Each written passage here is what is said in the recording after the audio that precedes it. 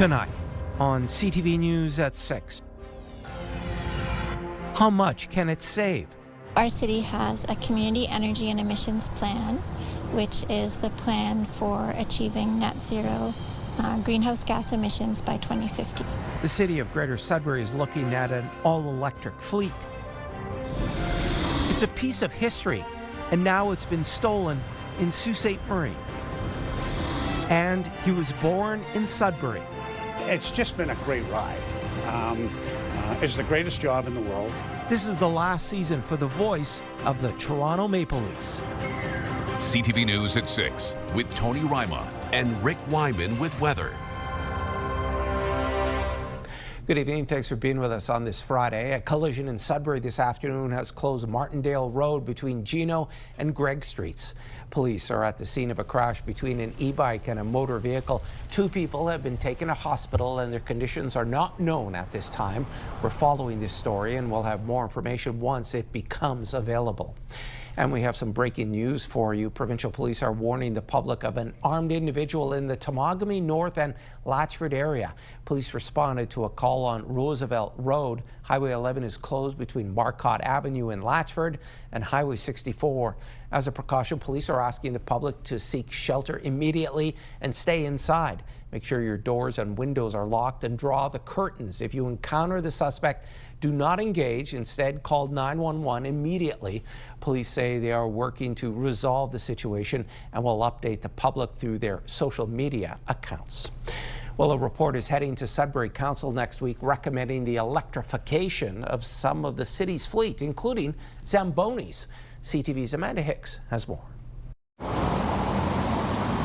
Sudbury's greenhouse gas emissions could drop by approximately 620 tons over the next decade if, on Tuesday, Council agrees to a report recommending the electrification of some city fleet, including 146 light vehicles and 16 Zambonis. It's a part of the city's effort to reach its climate commitments. Our city has a community energy and emissions plan, which is the plan for achieving net zero greenhouse gas emissions by 2050.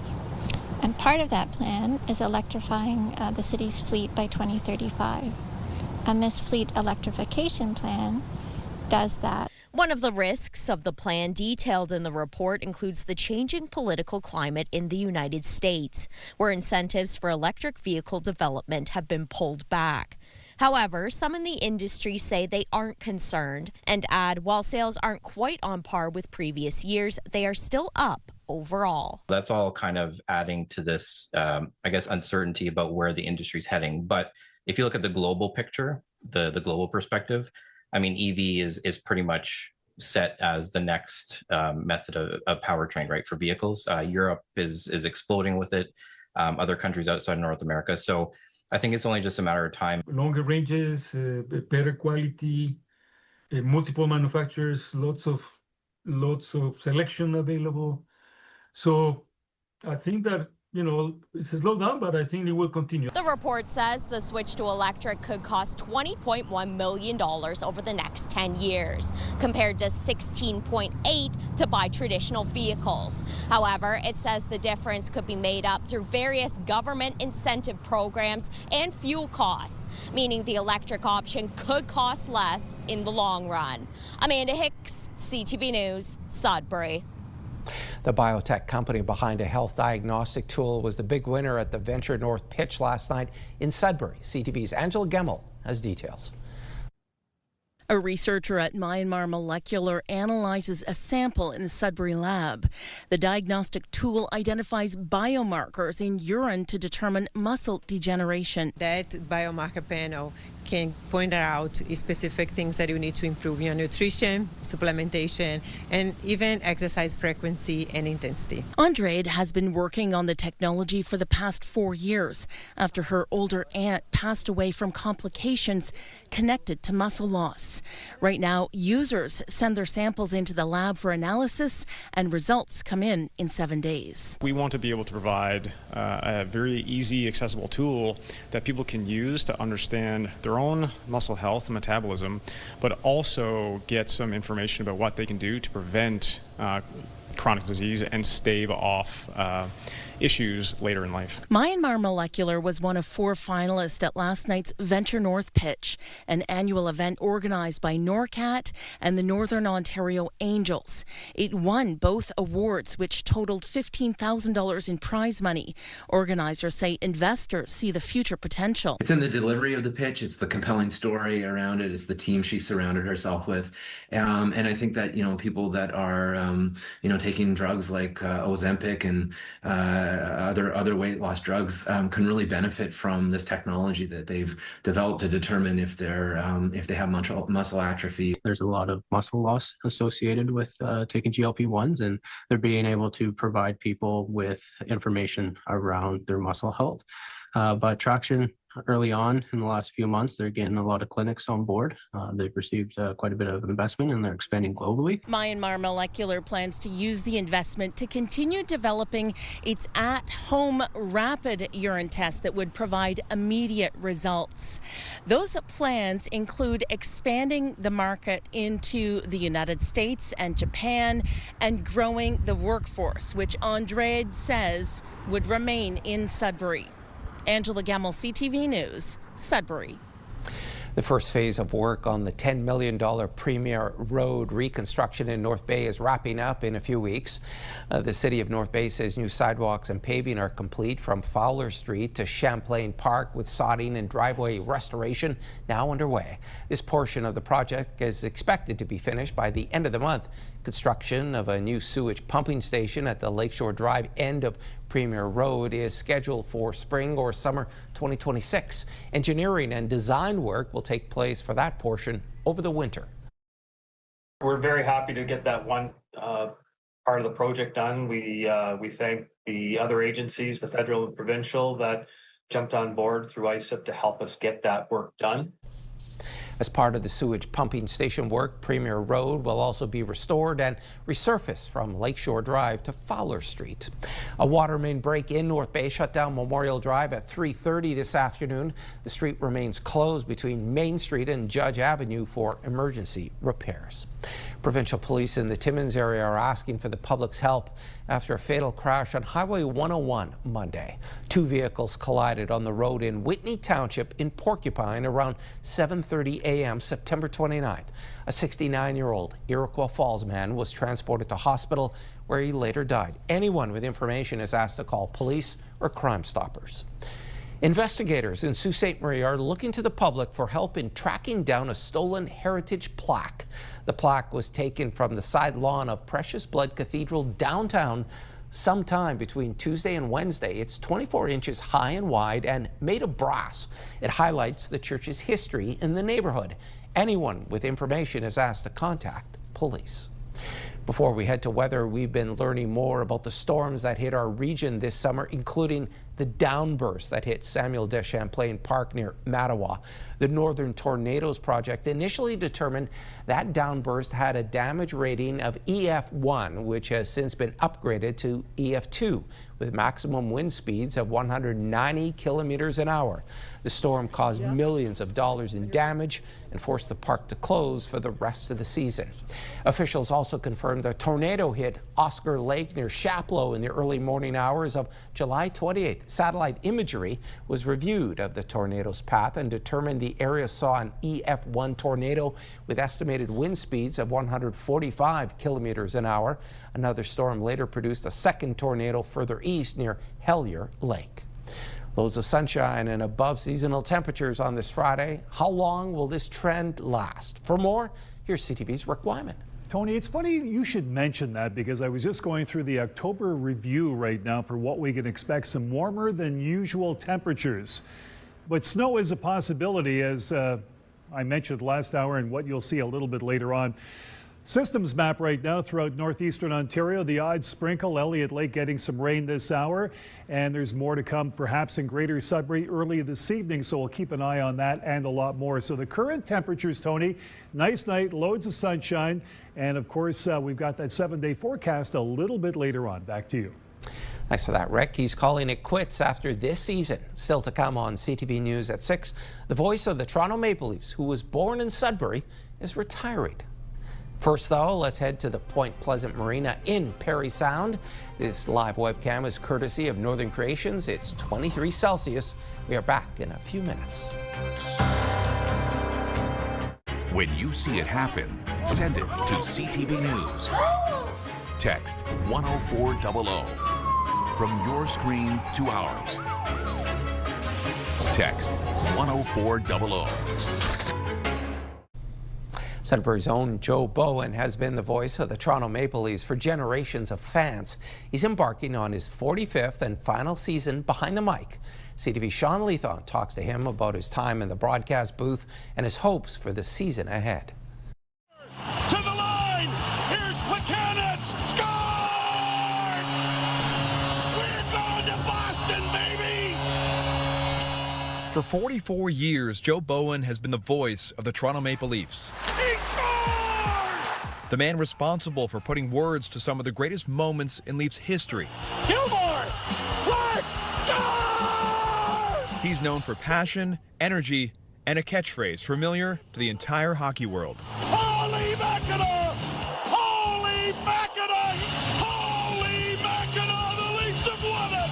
Talking inside of his radio booth at Scotiabank Arena ahead of his final season, Bowen says his famous phrase was handed down by his father. He would sit there with me on his lap, and when Johnny Bauer, my dad played goal, I played goal. When Johnny made a big save, it was holy Mackinac, what a save by Johnny. It began in his hometown Sudbury, calling games for the Junior A Wolves, then to Halifax before earning his role with the Leafs in 1982. First game in '82, and we're in the old stadium in Chicago. That was, you better pinch yourself here, lad. The 74-year-old has received the Foster Hewitt Award from the Hockey Hall of Fame for outstanding contribution to broadcast. Through both radio and television, this season Bowen will call his 3,800th game. Alongside partner Jim Ralph, Bowen says his goal is to never take himself too seriously. It's like going to a bar with your best buddy who is just the funniest guy in the world, and oh yeah, the game's on, and we better get the score right because some people are around the corner eavesdropping on us. Bless you, boys! What a game! In 44 years of eavesdropping, Leafs fans have been treated to many legendary calls, but there is one that sticks out most to Bowen. 1993. And Nicky Borishevsky scores in Game 7. And I'm at that end of the rink. And I can definitely see that Nicky touched the puck on Bob Rouse's shot. And when you get a chance to have a goal like that, you just pray you get it right. You pray you get it right. And I knew I had it. Gilmore to Bobby Rose! Shot scores! Nikolai Borishevsky! And his infectious energy has made Bowen the marker of milestones for fans, players, and their families. It's just been a great ride. It's the greatest job in the world. Yeah, we haven't had the ultimate trophy and the ultimate run, but we've had so many great years. Welcome to the NHL! And while Bowen is known for calling big moments, when asked about his favorite call of all time, haven't made that call yet. Counting on it this year. While Bowen hopes the season will end in late June, the Leafs season opener is on October 8th. Sean Leathon, CTV News. There are growing concerns about fires related to lithium-ion batteries, concerns North Bay fire officials will be talking about during Fire Prevention Week starting Monday. This year's Fire Prevention Week theme targets the batteries that are found in everyday items. Lithium-ion batteries are in electric scooters, cell phones, even electric toothbrushes. The North Bay Fire Department is stressing safe charging and unplugging of products when they reach full battery. Fires related to lithium-ion batteries are considered fast, violent, explosive, and very difficult to extinguish because these batteries overheat quickly. Only use the charging block and cord that came with the device. Once you've charged your battery and it's 100%, unplug the device. Don't overcharge the battery. What we see sometimes is people will put the phone on charge, so they'll have a phone under the pillow. So don't charge a device under your pillow, on your bed, or on a couch. Place it on a hard surface to allow airflow around the device. Chief Whiteley encourages people to only buy products that have the Canadian Standards Association logo on them. This means they have been tested to industry standards. A heads up from the city of Timmins, bears are still out. They're more active, fattening up for hibernation, but not every bear sighting is an emergency.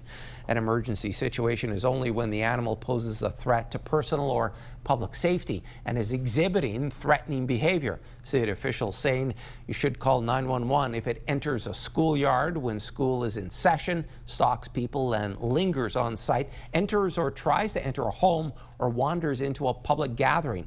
The toll-free Bearwise reporting line will remain active until November 30th, 24 hours a day, 7 days a week. Back now for a check on your current conditions. Here's Rick. Tony, we've got a nice night going on, as you'll see momentarily, right across the northeast. But first, our forecast radar, some precipitation moving in, rain in Elliott Lake this hour, and of course a sprinkle here, there, and everywhere. And approaching the weekend, that's what's going to happen. Now let's take a look at some of our currents. Beautiful night in Moosonee, 21. Of course, the Humidex values are intact. I've managed to adjust those figures. 21 in Cochrane, sun and cloud. 26 in Timmins, loads of sunshine. 23 in Kapuskasing, sun and cloud as well. 27 Chapleau, 22 Wawa, Sault Ste. Marie, sun and cloud. 24 as well. Here we go with Parry Sound at 25, sunshine there. 24 North Bay, 28 Temiskaming Shores, 26 Kirkland Lake, Greater Sudbury at 27, rain Espanola, Elliott Lake, well, 25 and 23 in Gore Bay. We'll take a look, Tony, at the 7-day forecast and our pick of the day coming up in just a couple of minutes. Thanks for that, Rick. He's heading back to Washington. Next on CTV News at 6. Prime Minister Carney is going to meet with President Trump next week. And we tee up the Sudbury Walk for Down Syndrome Awareness on Sunday.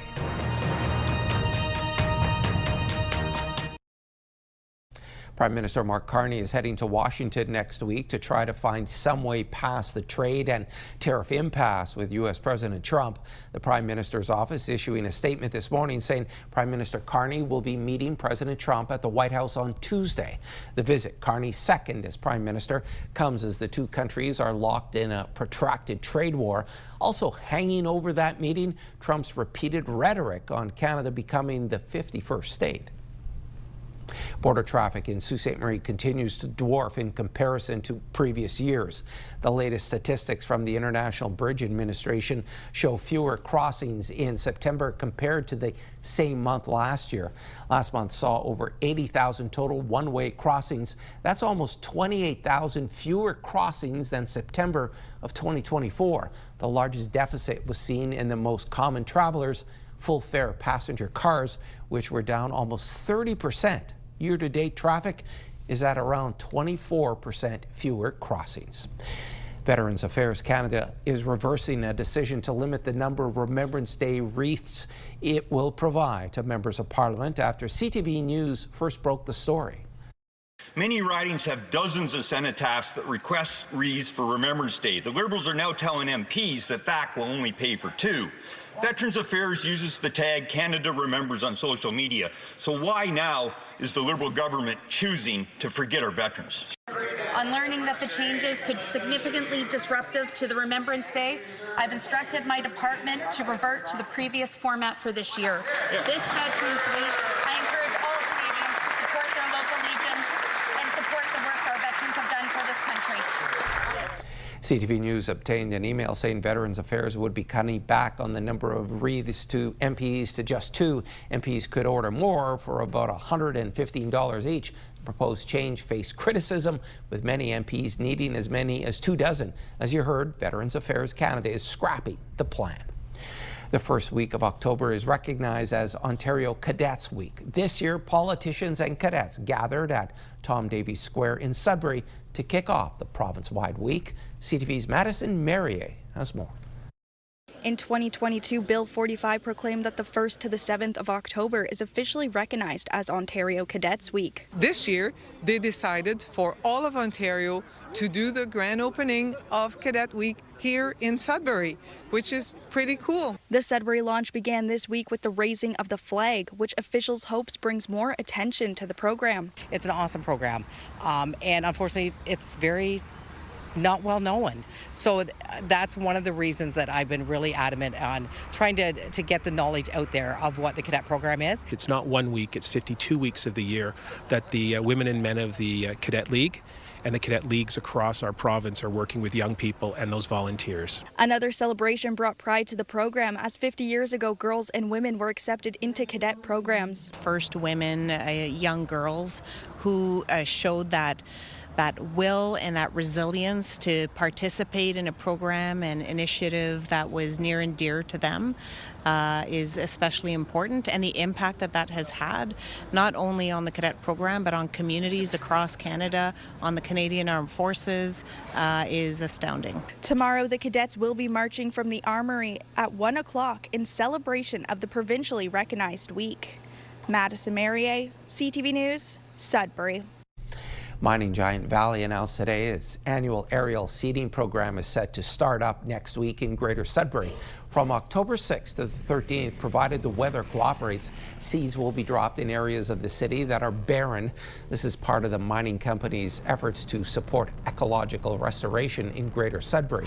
This year, Valley is using helicopters which will depart from Coniston and will distribute a mixture of agricultural limestone, grass seed, and fertilizer. And there's more news still ahead, but first, here's your full weather forecast with Rick.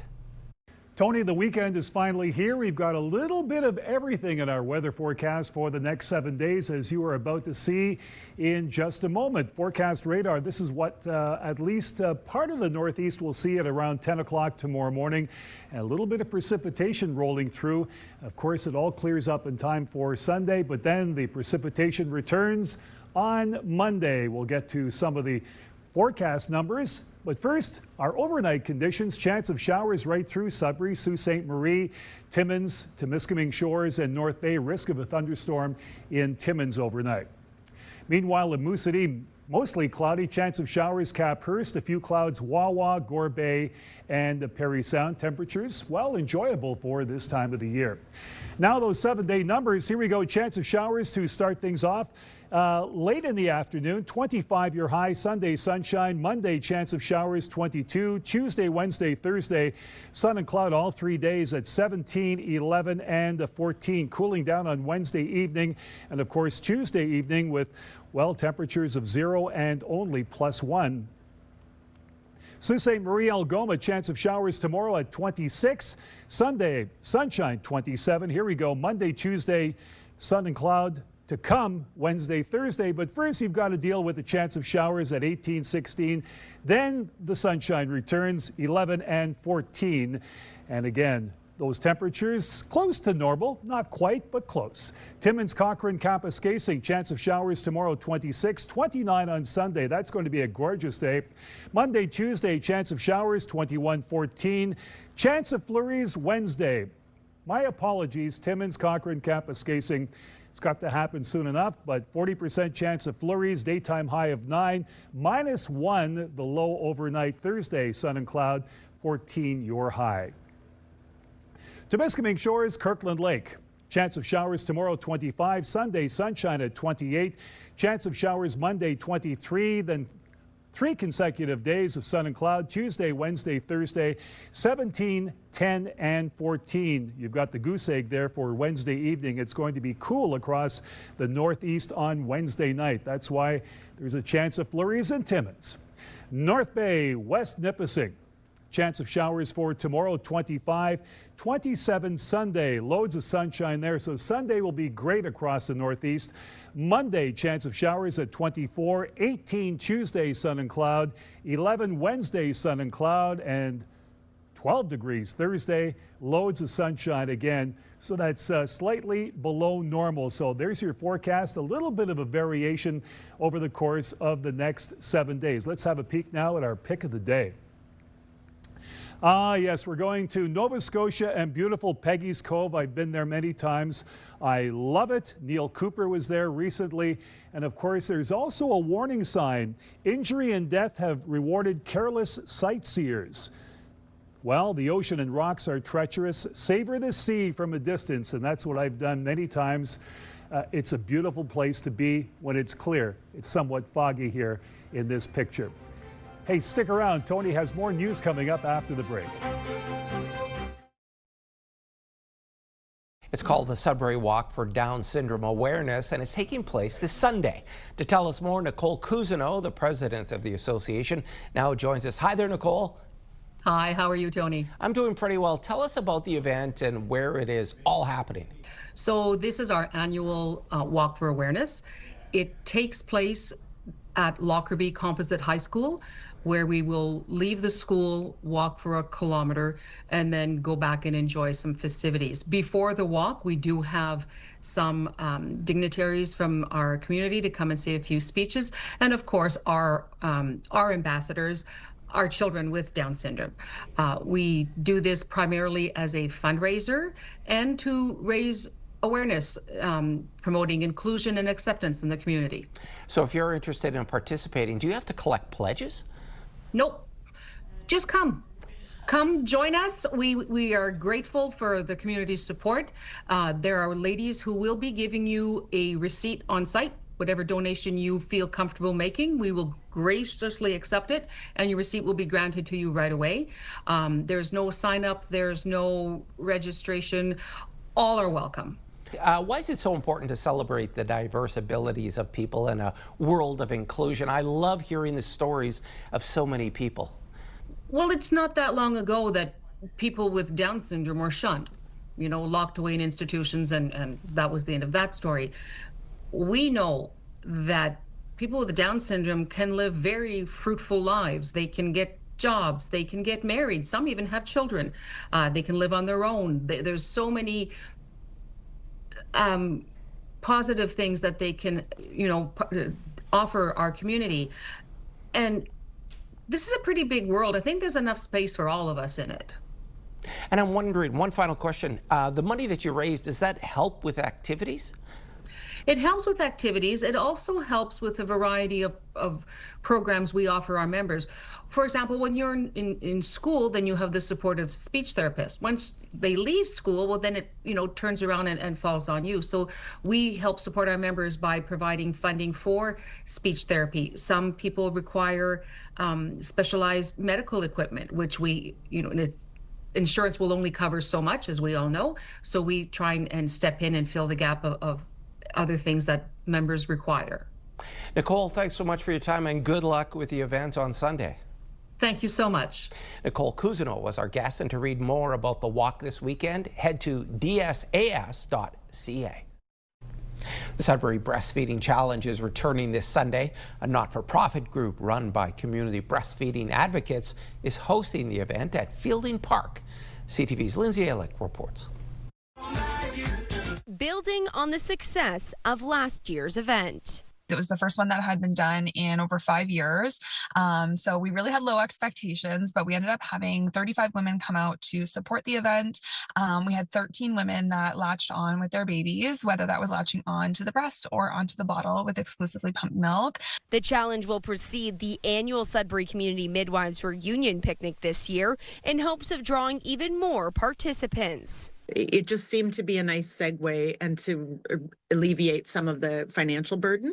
So we're hoping that people that don't have midwives feel comfortable coming. Crowder has worked as a midwife in the community for over 25 years, and she says while influence has changed over the years, it continues to have an impact on women's ability to successfully breastfeed. The generation that was having babies 25 years ago, their parents were from a very formula, so there was a lot of education to grandparents around like how to support and what's normal. Now we're seeing a lot of like online, how many ounces can you collect and how many pumps do you own and how many so I feel like some of that really feeds into the inadequacy feelings that a lot of new parents have. The OHIP-funded breastfeeding clinic that opened at the Midwife Clinic almost 2 years ago has made a huge impact. But Crowder says they only received 50% of the government funding needed, so they only operate 2 to 3 days a week. What we felt was important was for families to have support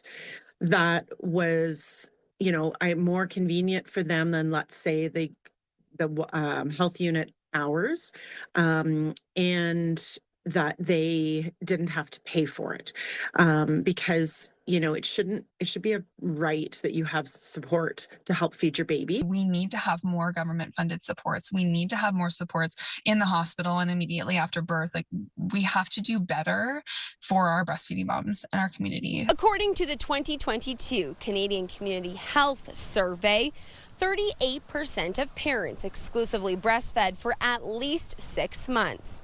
Global targets aim to increase the rate of 6 months breastfeeding exclusively to at least 50% by 2025 and up to 70% by 2030.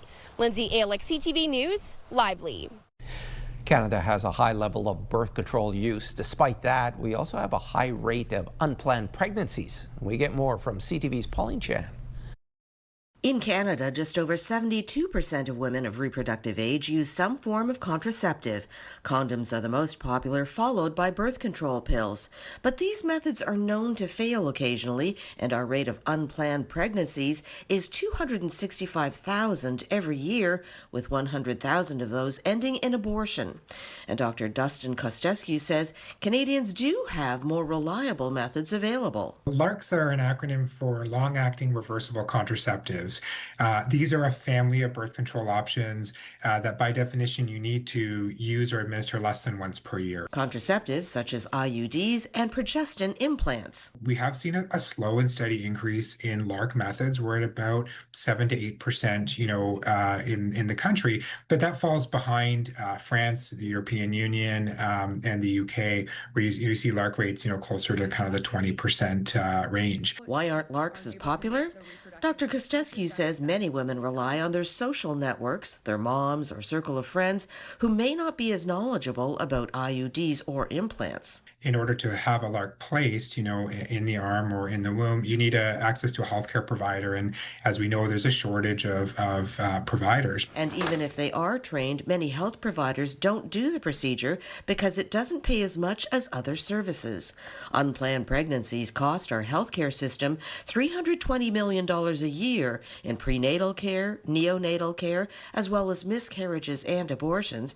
And Kostescu says families with unexpected children face additional burdens. The cost of unintended pregnancies actually runs economically into the billions. It costs a lot of money to raise a child to 18, and most of us as parents are raising our children, and supporting them financially far beyond that. A new report entitled Removing the Roadblocks, Policies to Improve Access to LARCs, calls for increased education about LARCs and universal coverage of contraceptives. Every health system that has implemented universal access to contraception has reaped both cost benefits as well as societal benefits by seeing great reductions in the rates of unplanned pregnancy. He points to the UK, where he says for every dollar spent on providing contraceptives, $4 are saved in healthcare costs. Pauline Chan, CTV News. The North Bay Parry Sound District Health Unit is offering COVID, flu, and RSV vaccines in communities starting October 19th. The clinics are to support high-risk groups from the respiratory diseases. Those eligible to receive vaccines through this program include seniors 65 or older, children 6 months to 4 years, pregnant women, or those from First Nations or equity-deserving communities. The vaccines are free. To find out when they will be in your community, visit myhealthunit.ca. One-on-one interview still ahead on CTV News at 6. Rick Wyman talks with the commissioner of the NOJHL and the Showcase Tournament.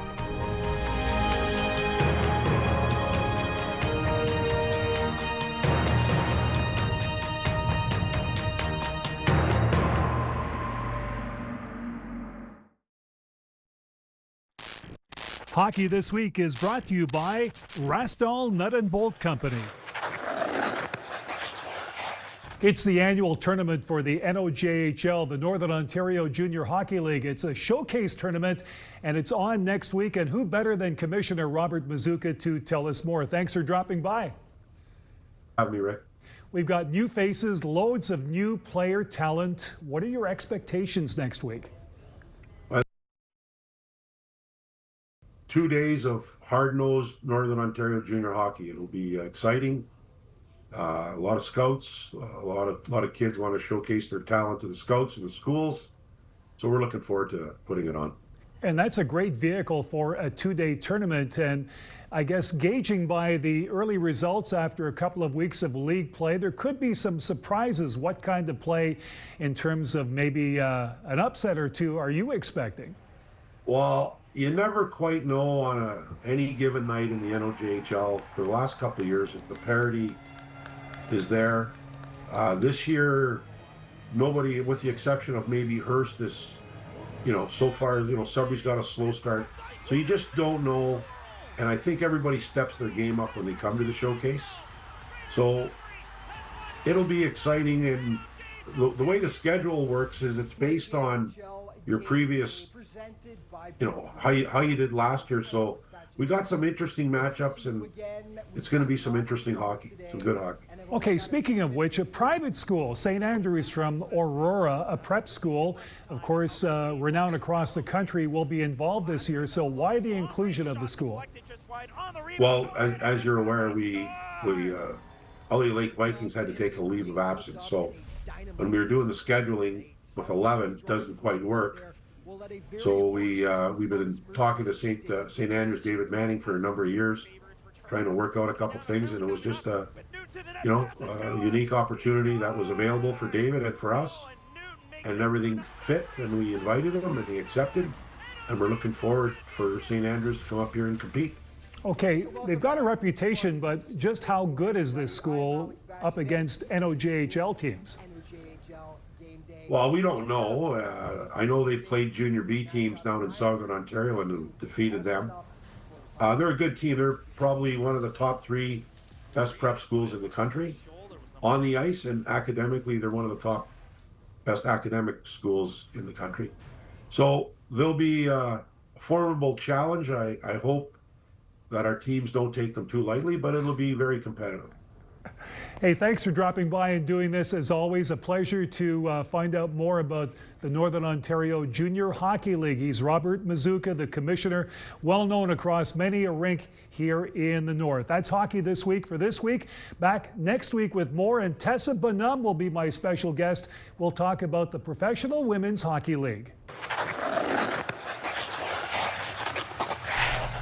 And there are 4 games on tap in the NOJHL. The Kirkland Lake Gold Miners are in Powassan to face off against the Voodoos. The Timmins Rock meet the top team in the league, the Hearst Lumberjacks. Both those games are 7 o'clock starts. The Sioux Eagles are in French River to take on the Rapids at 7 p.m. Neither has won a game so far. In the meantime, the Iroquois Falls Storm are in Espanola to face off with the Paper Kings. That game is at 7:30. In the OHL tonight, the Sioux Greyhounds are in Brampton to take on the Steelheads at 7 o'clock. The Sudbury Wolves have only 1 point on the season and have not won a game in 5 straight. They play host to the North Bay Battalion. Both games start at 7 p.m. or slightly thereafter. To baseball and the Blue Jays anthem that's long been a rallying cry for the team and its fans. The song OK Blue Jays is as much a part of the game as the hot dogs. And now on the eve of their playoff run, CTV's John Valley Rao met with some of the musicians behind the song.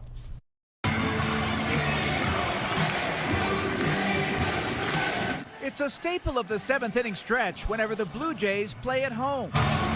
A song that's been around for more than 40 years. You got a diamond, you got 9 men. And one musician, Jack Lenz, helped to compose in a single afternoon back in 1982. And that's not all. Yeah, it was an afternoon, a couple hours. Back then, Lenz and songwriting partner Tony Kosnick were asked to come up with a commercial to help market the Blue Jays to people who may not be baseball fans, which included Lenz and Kosnick, who'd never been to a big league game. Neither of us were qualified to write that song. Lenz says then Blue Jays executive Paul Beeston met with him and told the pair, when writing the song, to take into consideration the team was just 5 years old. He didn't want to promise too much, so we could say they were okay. That was exact words. But fortunately, okay rhymed with Blue Jays, right? They figured the song they came up with would last about a year, but it was released as a record that eventually went gold, selling more than 50,000 copies. This is original. This goes back to 1982. Yeah. Len's showing us the sheet music that's now a piece of Blue Jays history. You got the bleachers, you got them from spring till fall. A song that featured the voice of musician Keith Hampshire. A little OK Blue Jays. Who says almost no one knows it's him singing the lyrics. I go to the ball games now with my grandson, and when he was little, he used to look at me and go, "Is that you, Papa?" I go, "Yeah, that's me, son." Hampshire is a big Jays fan and pleased the song lives on. Okay. And like Len's hoping the team is more than just okay in the playoffs. Let's. John Venevalley Rouse, CTV News. Crack. Toronto. Well, she is the highest grossing live music artist on the planet, and Taylor Swift's new album, Life of a Showgirl, came out last night at midnight. Her name was Kitty, made her money being pretty and witty. They gave her the keys to this city. Following the album release, Party of a Showgirl is in theaters, where fans get the opportunity to watch the premiere of the Fate of Ophelia music video and behind-the-scenes footage. In Sudbury, some fans ran to the theater to watch their idol's new movie on the first day. I'm here to see The Life of a Showgirl in theaters. I'm very excited. I've been a Swiftie for about 2 years now. I went to the Eras tour in Edinburgh, Scotland last June. It was an extremely amazing experience. I loved it so much. And I just love Taylor so much. I think she's such an inspiration, and I love music, and she just brings me joy. And fans say that Taylor Swift's music is made for all ages and all walks of life. Nicolas Cage is taking on a biblical role, and a children's classic is reimagined. Rick Damigella has those stories and more in tonight's Hollywood Report. K-pop Demon Hunters gets interactive. Characters from the hit animated film have been added to the popular video game Fortnite. Fans can now fight evil alongside the members of Huntrix and create their own games based on the movie. The new Demon Rush mode is available through November 1st. My name is Wilbur. What is your name? My name is Charlotte. A respun Charlotte's Web. The beloved children's story has been adapted into a new animated series. The classic farm animals are voiced by an all-star cast that includes Amy Adams, Jean Smart, and Cynthia Erivo. All 3 episodes are now available to stream on HBO Max. Let my faith endure. Nicolas Cage's terrifying take on a classic story. The actor plays Joseph in The Carpenter's Son. The biblical horror flick follows the parents of Jesus as they try protecting him from demonic forces. Moviegoers will see how Cage fares when the film comes to theaters on November 14th. In Hollywood, I'm Rick Damigella.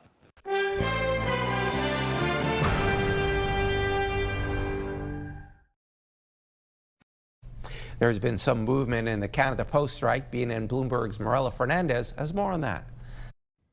Canada Post has presented a new offer to the union representing striking workers. It includes the same offer of a 13.6% increase over 4 years, but the Crown Corporation has pulled a signing bonus off the table, citing its worsening financial situation. Mail carriers have been on strike for a week. The union says it will review the offer. Here are the closing numbers for the day. The Canadian dollar is down to 71.66. West Texas Intermediate crude is up to 60.53. Western Canadian Select to 49.02. And the TSX hit another record close again today, shooting up another 311 points. Those are your business headlines. I'm Marella Fernandez. And here are the current prices for some key commodities we watch. Gold is up $31.02, closing the day at $38.8666 US an ounce. Silver up $1.06 to end the day at $48.01. Copper moved ahead 11 cents to $4.81, and nickel up 4 cents, ending the day at $6.87 US a pound.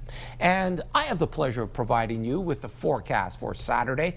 So let's take a look at the numbers, starting with Sudbury. Well, sun cloud and a 30% chance of showers, coming in at 25 degrees, a little warmer in through Timmins, 26, chance of some rain. Sault Ste. Marie, sun cloud, rain, 26 degrees. As we head on over to North Bay, 25 degrees, above seasonal temperatures, shower activity a little bit off and on. Parry Sound, 27, mix of sun and cloud, and in through Temiskaming Shores, 25 degrees and a 30% chance of showers. And finally this evening, we leave you tonight with a song. I know you are thinking Taylor Swift, right? Wrong. On this day in 2011, new scientific research determined Queen's We Are the Champions was found to be the catchiest song ever written. So we leave you with that tune. Good night and have a good weekend. And bad mistakes, I've made a few. I've had my share of sand kicks in my face, but I've come through. I need to go on.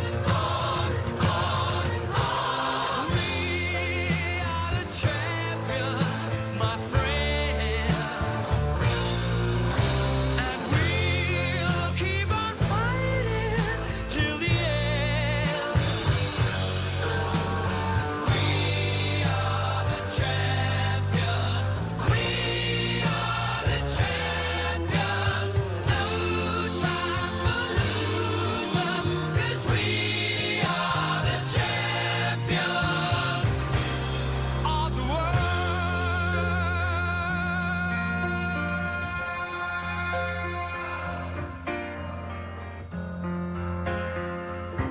I've taken my bows and my curtain calls. You brought me fame and fortune and everything that goes with it. I thank you all, but it's been no bed of roses.